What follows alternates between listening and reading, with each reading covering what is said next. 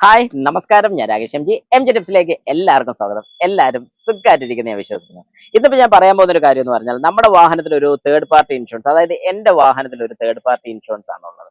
എന്റെ സുഹൃത്തിന്റെ വാഹനം, സുഹൃത്ത് വേണ്ട, ഒരു അടുത്തൊരു വ്യക്തിയുടെ വാഹനത്തിലും തേർഡ് പാർട്ടി ഇൻഷുറൻസ് ആണുള്ളത്. അങ്ങനെയാണെങ്കിൽ ഞങ്ങളുടെ രണ്ടുപേരുടെയും വാഹനം കൂട്ടിയിടിച്ചു കഴിഞ്ഞാൽ ആര് ക്യാഷ് കൊടുക്കും?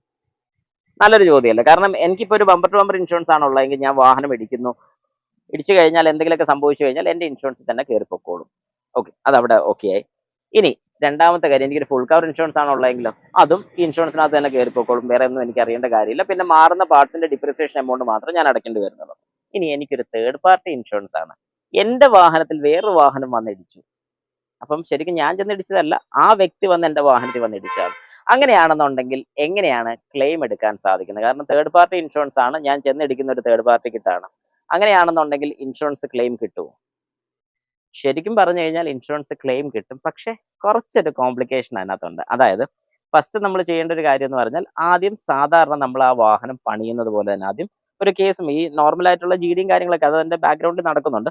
ഇത് കഴിഞ്ഞ് ഞാൻ നോർമലായിട്ട് ഈ വാഹനം ക്യാഷ് കൊടുത്ത്, അതായത് എത്രയാണ് ആ വാഹനം റിപ്പയർ ചെയ്യാൻ വേണ്ടി, ഏകദേശം ഒരു 20,000 രൂപ വന്നിട്ടുണ്ടെങ്കിൽ 20,000 രൂപയ്ക്ക് ഞാൻ ആ വാഹനം റിപ്പയർ ചെയ്യുകയാണ് ചെയ്യുന്നത്.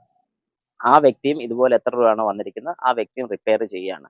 ഇത് റിപ്പയർ ചെയ്തതിന് ശേഷം ഇതൊരു കേസായിട്ട് തന്നെ, അതായത് തേർഡ് പാർട്ടി ഇൻഷുറൻസ് ക്ലെയിം കിട്ടണമെന്നുണ്ടെങ്കിൽ കേസായിട്ട് തന്നെ നമ്മൾ പോകേണ്ടി വരുന്നുണ്ട്. അതുകൊണ്ട് നമ്മളിപ്പോൾ ഒരു കേസ് കൊടുക്കുകയാണ്, അതായത് എൻ്റെ വാഹനത്തിൽ ഇന്ന പോലെ ഒരു തേർഡ് പാർട്ടി ഇന്ന സമയത്ത് ഒരു ക്ലെയിം ഉണ്ടായിട്ടുണ്ട്, ഇത്രയും രൂപയുടെ വർക്ക് വന്നിട്ടുണ്ടെന്ന് പറഞ്ഞ് നമ്മളൊരു കേസായിട്ട് തന്നെ സബ്മിറ്റ് ചെയ്യുകയാണ്. ഇത് കേസ് ത്രൂ പോയി കഴിഞ്ഞാൽ മാത്രം നമുക്ക് പിന്നെ തിരിച്ച് ഈ ഒരു എമൗണ്ട് കിട്ടുന്നത്. ഫുൾ എമൗണ്ട് കിട്ടുമെന്ന് ഞാൻ പറയുന്നില്ല, എന്നാലും നമുക്കൊരു എമൗണ്ട് കിട്ടത്തുള്ളൂ. അപ്പൊ ശരിക്കും പറഞ്ഞു കഴിഞ്ഞാൽ കുറച്ച് പേർക്കെങ്കിലും സംശയം തോന്നും, അല്ലെങ്കിൽ കുറച്ച് പേർക്കെങ്കിലും മനസ്സിൽ കാണുമായിരിക്കും, തേർഡ് പാർട്ടി ഇൻഷുറൻസ് എടുത്താൽ പോരെ, വളരെ റേറ്റ് കുറവുണ്ട്, പേരിനൊരു ഇൻഷുറൻസ് പോരെ എന്ന് ചോദിക്കുകയാണെന്നുണ്ടെങ്കിൽ ഞാൻ എപ്പോഴും റെക്കമെൻഡ് ചെയ്യുന്ന ഒരു കാര്യമാണ്, ഒരു കാരണവശാലും നിങ്ങൾ തേർഡ് പാർട്ടി ഇൻഷുറൻസ് എടുക്കരുത്.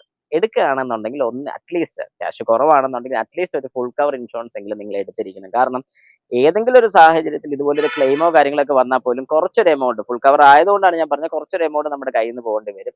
ഇനി അതല്ല ബമ്പർ ടു ബമ്പർ ഇൻഷുറൻസ് എടുത്തിടുകയാണെങ്കിൽ പിന്നെ നിങ്ങൾക്ക് കുറെ നാളത്തേക്ക്, അതായത് ഇപ്പം ഇപ്പോഴത്തെ ഇൻഷുറൻസ്, ചില ഇൻഷുറൻസ് കമ്പനിയെങ്കിലും 10 വർഷം വരെ നിങ്ങൾക്ക് ബമ്പർ ടു ബമ്പർ ഇൻഷുറൻസ് തരുന്നുണ്ട്.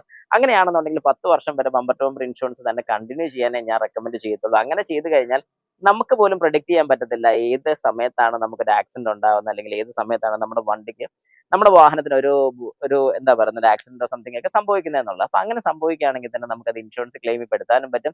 നമ്മുടെ കയ്യിൽ നിന്ന് ചെറിയൊരു എമൗണ്ട് മാത്രം മാറുന്നതായിരിക്കും. അതുകൊണ്ട് കഴിവതും ബമ്പർ ടു ബമ്പർ കിട്ടുന്നത് കാലം വരെയെങ്കിലും നിങ്ങൾ ബമ്പർ ടു ബമ്പർ ഇൻഷുറൻസ് തന്നെ എടുക്കാൻ ശ്രമിക്കും.